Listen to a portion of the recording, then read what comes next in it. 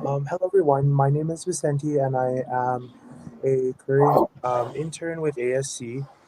We are excited to introduce the next strategy session featuring ASC's current campaigns from our Freedom and Justice Committee and Action Committee.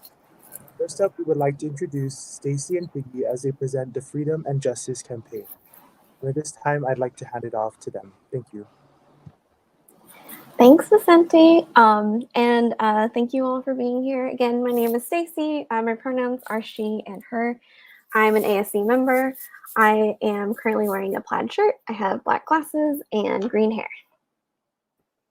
Hello, everyone. I'm Piggy, pronoun she, her.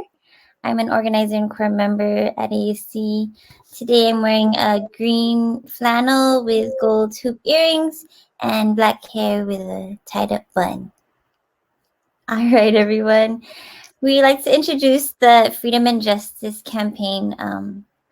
So our campaign is a solidarity collaborative effort organized by pillars of the community and Asian Solidarity Collective, working alongside people who are currently and or formerly incarcerated.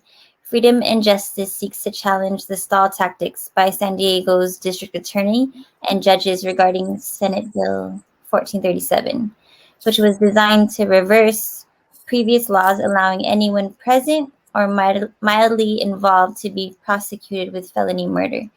This has had devastating effects on Black, Brown, Indigenous, and people of color in BIPOC communities. So since the passing of SB 1437, those previously convicted under the felony murder rule can petition for resentencing, but many continue to be locked up unjustly. The purpose of the Freedom and Justice campaign is to amplify the stories of those impacted by an unjust system and to expose the ways in which the carceral state denies the freedom of those most impacted as we fight to bring them home. As Colin Alexander of Pillars of the Community put it, SB 1437 is an opportunity for Black, Brown, Asian, and Indigenous families to bring home the loved ones who were stolen. So even though we live in a system that is unjust, the felony murder was particularly flagged as so particularly unjust that SB 1437 needed to be passed in order to reverse that injustice. But we're still dealing with a system that refuses to obey its own laws, even when it puts them in place. With so many incarcerated folks that should be free today because of SB 1437.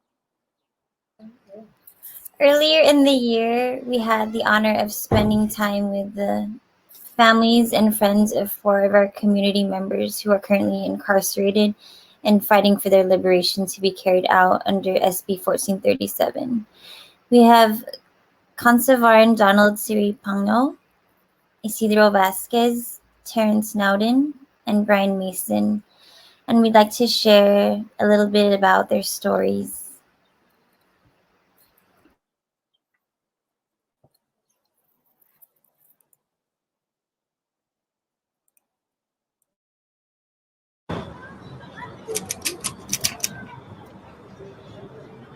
Brian Mason was one of the cherished jewels of the community in San Diego, California.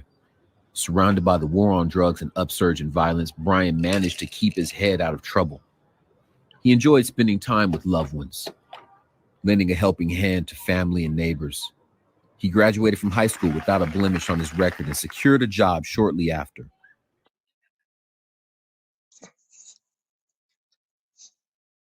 Definitely would be an asset to our community. He's a very likable guy, very infectious, and our community need more positive, Black and brown men out there guiding our youth. We want to make sure that our youth are not being lost. So, we need all the people in our village to come together, and to raise a good community. And Terrence, is definitely one of those, pillars in our community. I can't wait, to show him my love when he gets home.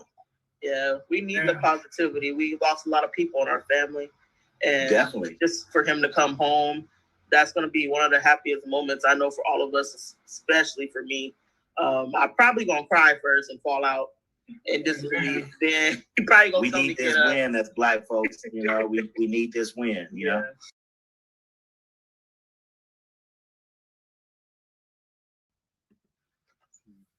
เวลากินอาหารเวลากินเขากินหนึ่งพร้อมแต่ไม่ดีด้วยว่าข้าวเส้นก็คือทอดหน้าเราไปเห็น The most difficult parts are when we have family dinners or, everyone's together. His absence is very known, right? Because he's always kind of been that life and joy. And to not see him in one of the seats there, enjoying the laughter with his family, with his cousins, it's heartbreaking.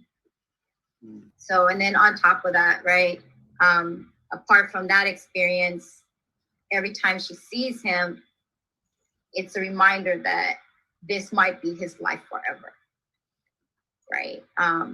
And so when she comes back, she knows he's not coming back home, at least not anytime soon. And it makes it even harder. So it's a lot of layers of trauma that we kind of have to struggle through and fight with to just be able to think about seeing his face, right? We'll remember the day of the sentencing, right? When it happened, it just felt like the world just collapsed because there was no hope, like if that was the final order. And for years, we're like, this is a new reality we all have to live with. And then to hear SB 1437, we just thought, he can't be the only one. Like there's gotta be people going through this too.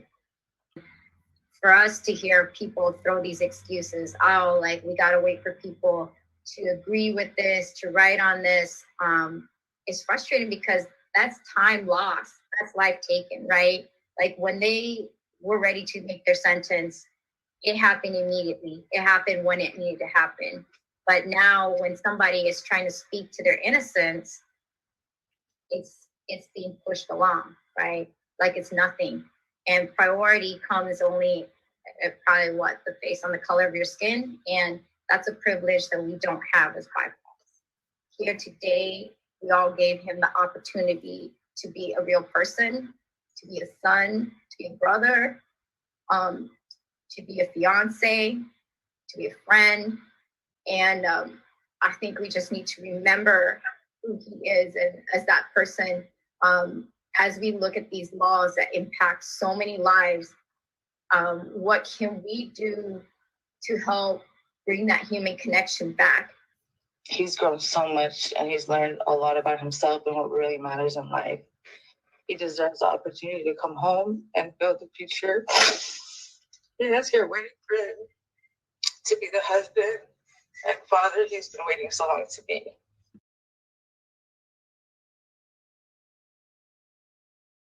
I just couldn't stop crying, thinking of all of his life has gone down the drain. They are putting my brother away forever. I will never be able to hug him again. I will never again will be able to, spend Christmas with him or, spend time with him like I want to spend it with him. I hope that this new law helps him, at least, if not give him his freedom, at least to give him less time in jail, to take away that life sentencing that they gave him. And one last thing, I would like to thank you from the bottom of my heart. Thank you and your organization for taking your time out to help me and others in my situation. And also, I would like to give a shout out to my grandson, Kobe. Today's actually his birthday. I'd like to wish him a happy birthday, and hopefully his next birthday I'll be out there to celebrate with him. Anytime someone is stripped from our community, just like Isidro was stripped from us, there's a domino effect. There's a ripple effect. It goes through the family into the community. It doesn't stop with the individual who's incarcerated. And that's in every situation. So I need to take a second to thank the Vasquez family for reliving their pain. That's not an easy thing to do. And so we have prisons that are full of people that SB 1437 applies to, and it's time to send them home.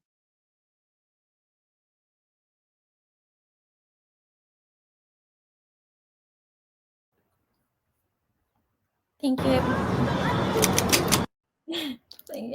Thanks everyone for taking the time to share with us, for watching that highlight reel. Yeah. If anyone knows how it feels to have a loved one incarcerated, it's devastating for sure, for families, but for communities. So yeah, we uplift our friends and families out there. If you'd like to get involved, please reach out to Pillars of the Community or ASC. And as many of their families and friends shared, just knowing their stories is a testament to their humanity. They took the time to relive these painful moments for the sake of their loved ones. So please check out the campaign. We actually are today launching our website. You could check it out at freedomandjusticeca.org to watch the full videos and to learn more about SB 1437. We also want to take this opportunity to lift up other organizations who are also fighting alongside incarcerated folks.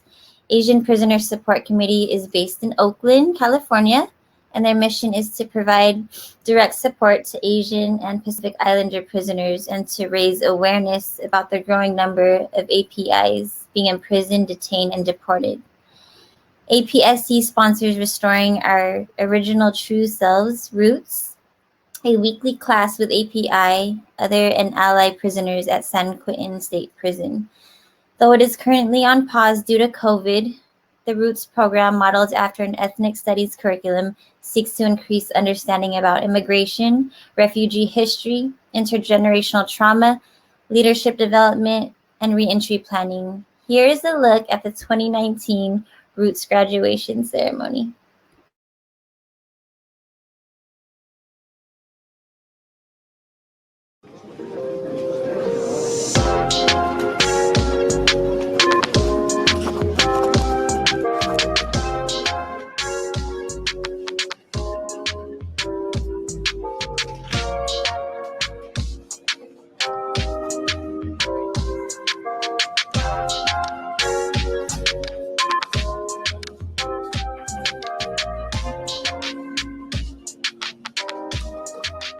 I would like to invite us all to start off graduation today with a unity clap.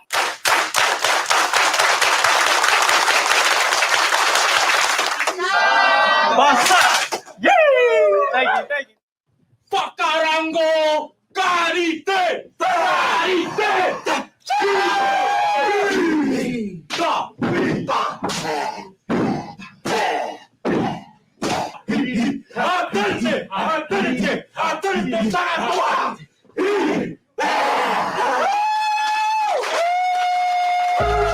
And I'm the farthest from religions, although locked inside these walls, I found my inner God within it. Got me staring at the ceiling as my tears drop.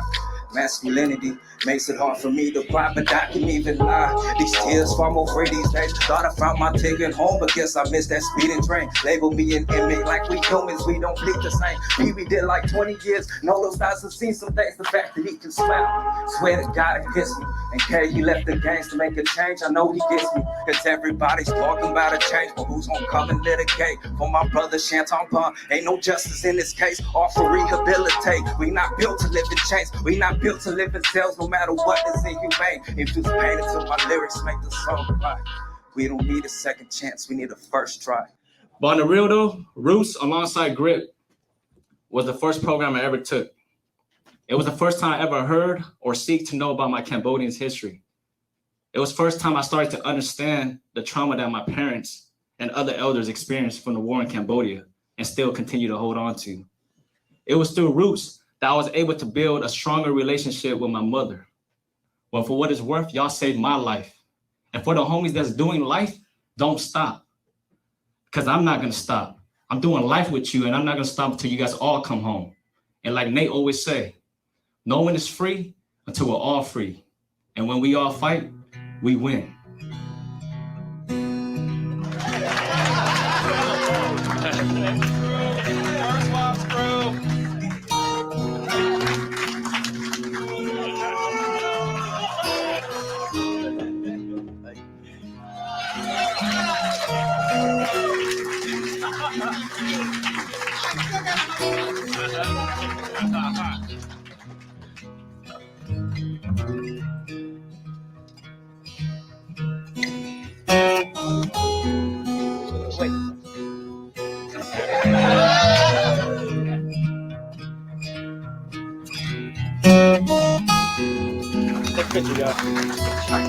Origami gangster.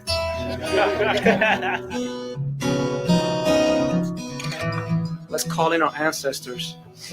Let's call in the loved ones that has passed on.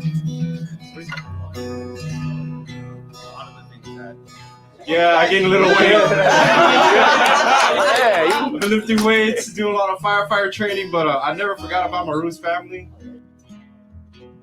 I'm happy, Naveed and I told my captain, man, this is all I want to do. I'm not going to ask you for nothing. I want to go to Roots graduation. And I'm happy I'm here. So thank you.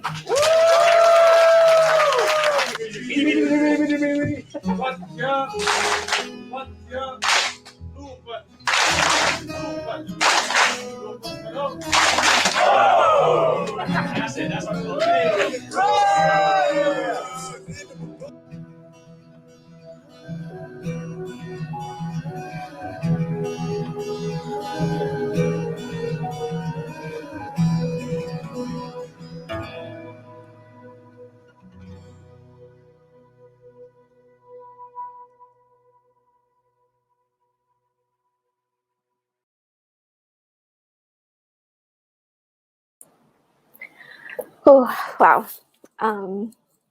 So I just want to take a chance to send love to all the people who have been, are currently, or who have loved ones who are incarcerated.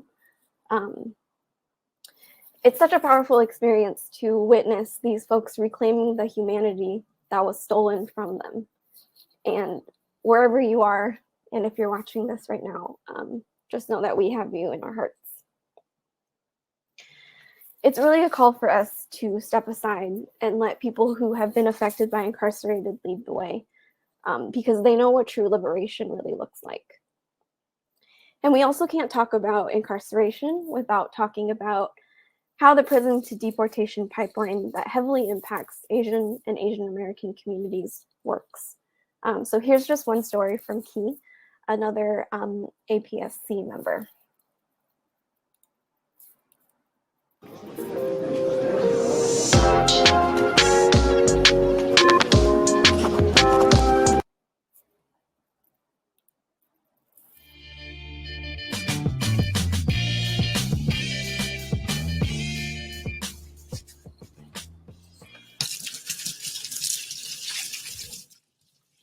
I like to cook because I like to eat. It's been a while since I really cooked a lot. When I was in prison, I was often asked to cook for major banquets, like that feed up to 200 to 300 people. I was incarcerated for 23 years. I like to experiment with stuff that I actually saw on PBS. Yank and Cook was like my go-to show to learn my recipes. Chop up some tomato, like this, like this. Cut it up.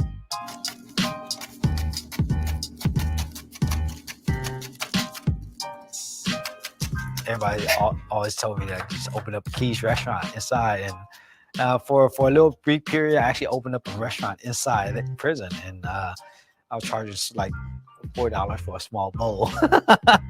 But only problem is I stopped cooking because it was just the order was just too much for me to do. The preparation part was the longest of cooking for me because we don't have access to like a knife. We modify like can lids and plastic knives. For me, it's not just making something to eat, but it's also like connecting to my roots. Like where did I come from? I feel like preparing the food alone was my form of meditation. I was born in Haiphong, Vietnam. We fled the country in 1978. Me, my mom, my dad, and a whole bunch of villagers.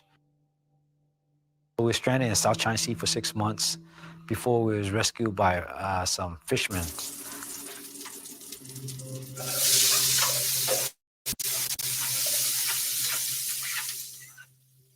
I remember as a kid, I would always sneak in the kitchen when my mom was cooking. Watching my mom cooking and smelling the aroma of the food really was home for me. And so whenever I think of food, I think about home.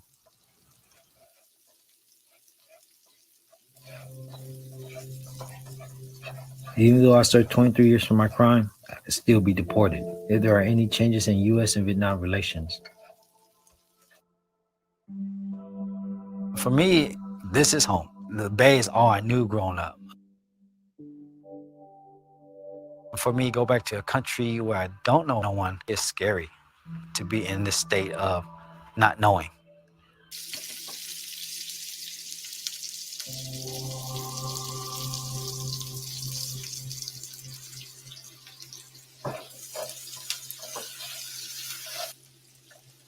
My first 6 months home, it felt really surreal to actually use regular kitchen utensils to cook with. Part of me felt like it was a dream. I was afraid if I went to sleep, I'd wake back up in prison.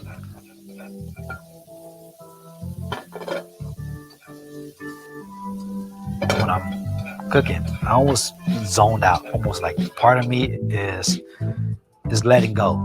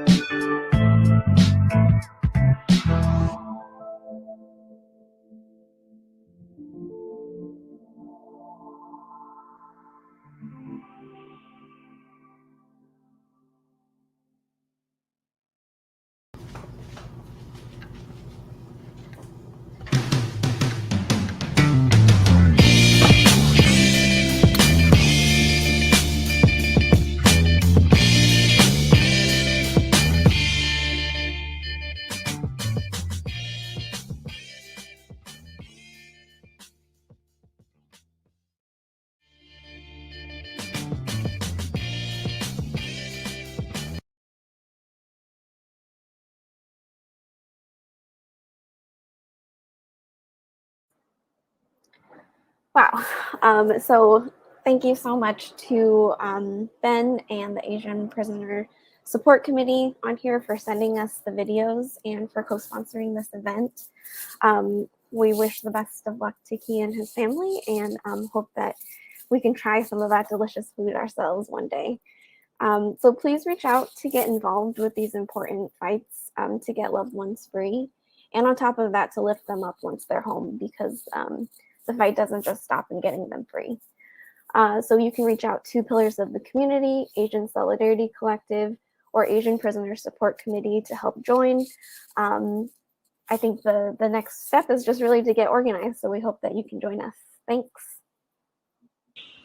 Well, thank you both, Stacy and Piggy, for sharing about what Freedom and the Justice Campaign is, and for letting us get to know a little bit more about our community members who are trying to come home.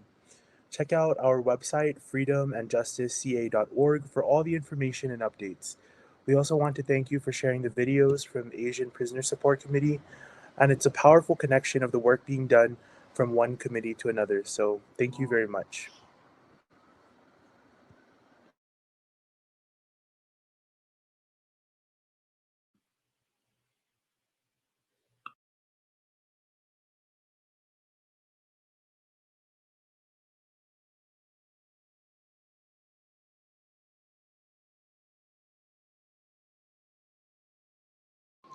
And now at this time, we would now like to welcome Maya and Mike of ASC's Action Committee to share about the C.A.R.E campaign. Thank you. Thank you so much for welcoming us. So maybe we'll introduce ourselves very quickly first. So my name is Maya, she, her pronouns. I am standing in a kitchen space. Behind me is a refrigerator and some cabinets and a microwave with a little Coochie Kopi toy on top of the microwave.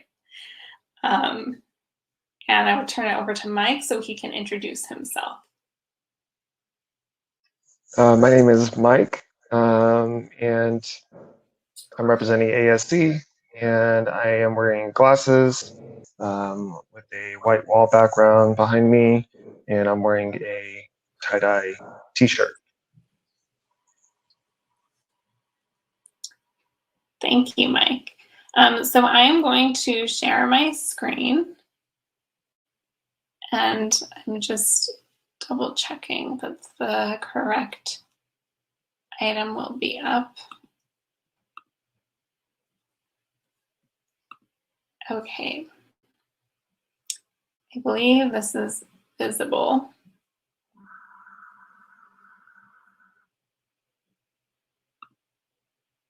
Oh, okay, great. It looks great. Just had to be sure that it was properly visible.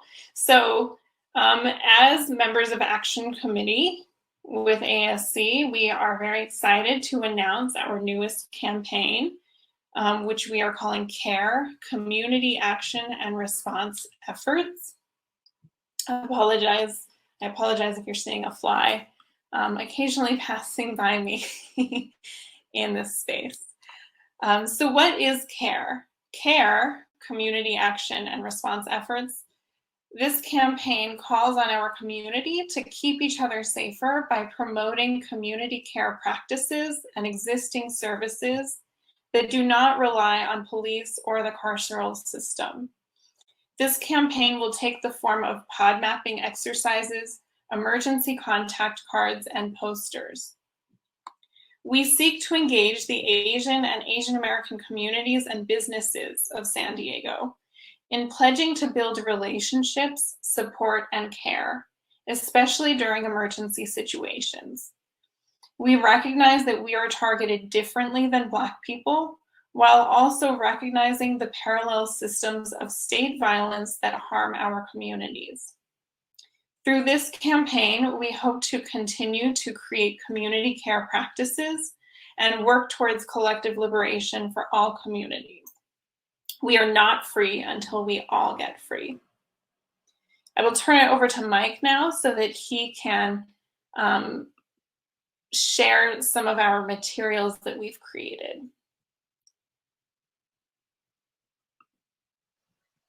Okay, thank you. So just a quick thank you as well to Miss Piggy and Stacy. I know they've been helping out along with other Action Committee members to develop this campaign, and especially with what we're looking at now, the visuals for the poster and the card that I'll go over next. But so thank you so much for just putting this vision together on a poster. But here's a poster, and so we envision this campaign, as Maya had said, to invite Asians and Asian American businesses and communities to display this poster in their storefronts and businesses in the windows. Even as I think we've also discussed, if community members and neighbors wanted to also post this in their windows or on their lawns or outside of the buildings, that would be also great. And then also the poster and the handout, the card would feature a QR code, which would link to more information about the campaign, as well as a list of trusted community organizations that we would partner with or that we would look to, and relevant contact information for urgent situations. Let's go ahead and go to the next slide.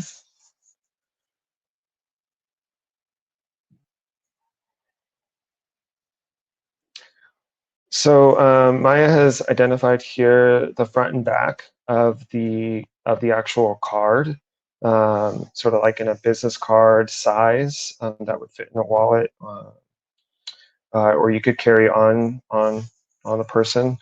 And so this would be the emergency contact card that people would have. And so it's a double-sided emergency contact card, and on the back it has spaces for people to list info of their trusted friends and or family to call in the case of an emergency. I think we've heard the stories, the tragic stories of people who, family members who may have been witnessing or may have been with a family member who is undergoing like a traumatic situation or needed help in an urgent situation. Then they called 911, and that ended in like the death of that family member. And so we kind of wanted to take this opportunity as with this campaign to say that maybe in situations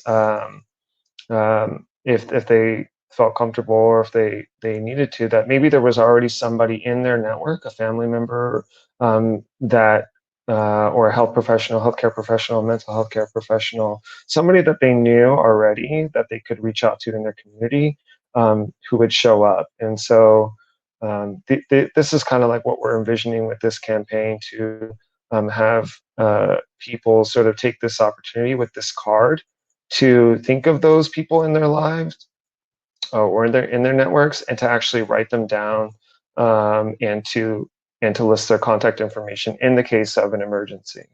And so there's also spaces for filling out healthcare needs and medications in the case of an emergency as well. And next slide.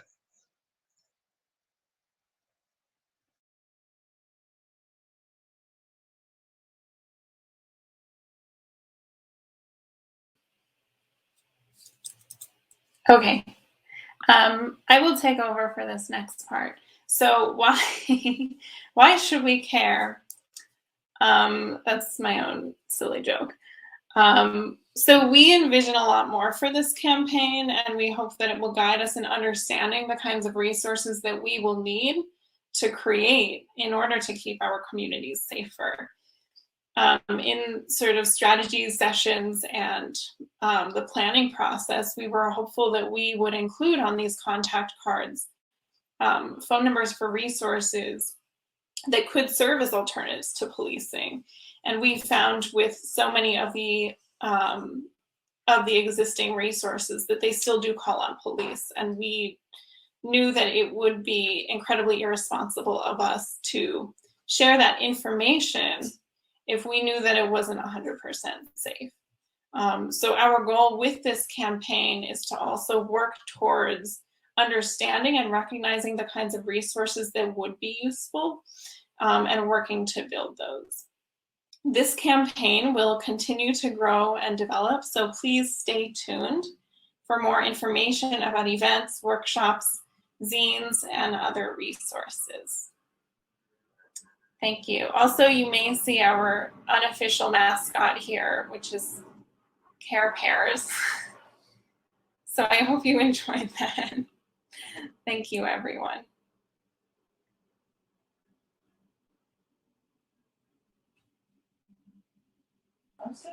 Thank you so much, Maya and Mike, for that presentation about the C.A.R.E campaign. We really appreciate the uplifting of the importance of building supportive relationships, keeping each other safer, and learning about and leaning on existing community orgs and resources. There seems to be a lot of care that went into the creation of the campaign, and hopes that more community care will grow from the beginning.